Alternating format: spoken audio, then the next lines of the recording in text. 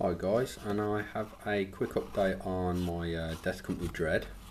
Been trying to work on this as much as I possibly can, and hopefully over the next 2 or 3 days I'll have it finished. I've tried to do something different with this, and I've added a very slight fade of blue because I think too much black on this model might wash it out.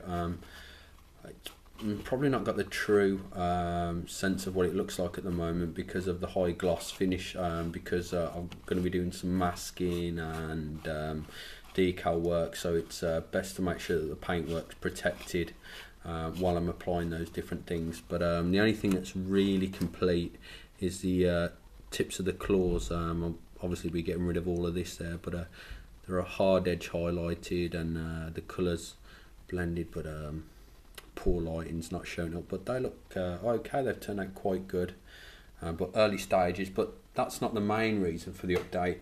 My primarch came. Okay, now it's from Skyborn Miniatures, and I've got to say the quality of this resin is awesome.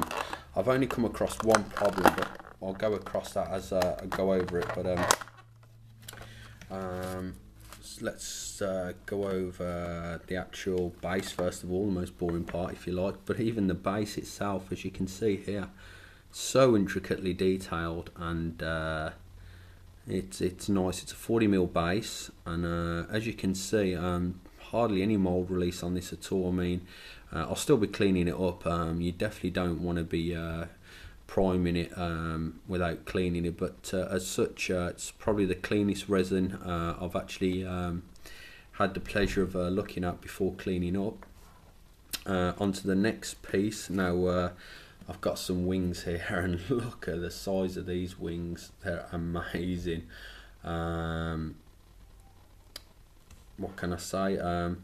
They're so big. Let me just get a mini out of my cabinet to just give you a scale of the size of these wings, and you'll see. This is a Death Company. Look at those. They're actually taller by a considerable amount to the actual Death Company. They're absolutely amazing. So this is going to be Sanguinius Primarch, and it's a brand new sculpt. It's only been released a week or two, I believe, not long. So I'm very lucky that I held out, because I mean there is some nice Primarchs out there that you might see floating about on eBay and whatnot, but they're quite costly. But this, as Primarchs go, only cost me £20, I believe. That's with a 40mm sculpted base and the actual Primarch himself, and the detail is amazing.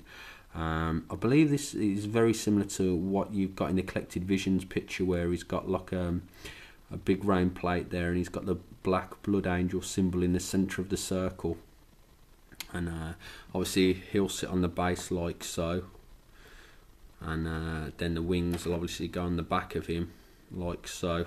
I'll try and get a panned out shot so you see how big he will be. And he's a heroic scale, which fits in with the Primarchs, because they were supposed to be larger. So if I can show you there, about head and shoulders above all the others. So it's a perfect scale for the Primarch there. And there we go. Absolutely beautiful sculpt it is. I'll zoom out in a minute after I've shown you all the other individual bits. Now on his arm there's this cool like a demon head. Let's get it the right way, shall we? That he's just chopped off. There attaches to his hand there, so he's holding it like so. And I don't know whether the camera's picking her up too well, but the detail is absolutely stunning. It really is. Even, as I say, on the decapitated chaos demon head there. Right, coming to the only one thing that let me down in this thing. I don't know whether to complain or not. The sculpt itself, absolutely amazing. Compared to my very first fine cast, it's in a different league. No bubbles really, hardly any defects, no missing areas that have not been filled in by the resin. It's just on all parts. Just the level of detail is fantastic. I mean, you'll see on like the pelt thing that he's got there, it's just stunning. Right, anyway, this piece here, it had a big notch cut out of it. Now I've tried my best to file it down, and it's still a bit dodgy, so I need to ask my YouTubers a huge favour.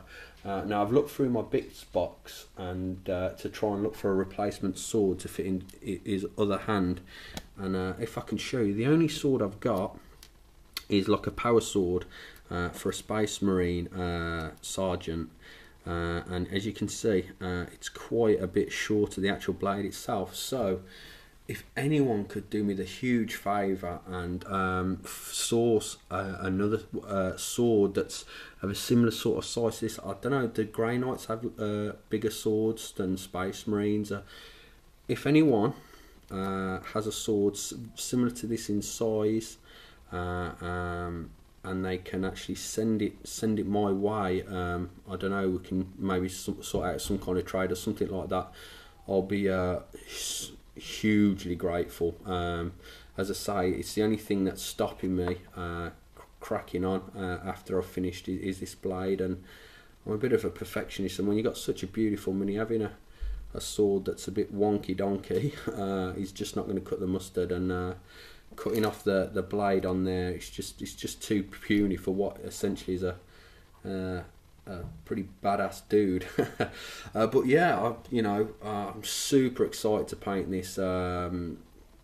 It's gonna look amazing when it's all put together, and he's got his wings and his huge sword and the demon heads attached. It's gonna be epic. So what I plan on doing is finishing the Dreadnought, entering it into the awesome competition templecrusade01's got running, finishing the Beyblade, and finally answering all those PMs saying where's this Hexblade video, and then I'm going to be doing this. So yeah, if anyone's able to help me out with a sword, please drop me a PM. I'll be very grateful, and stay tuned. Over in the next 2 or 3 days I should have the finished Dreadnought up, and I'll go over how I went about doing that. Okay, thanks for watching guys, and I will catch you in the next one.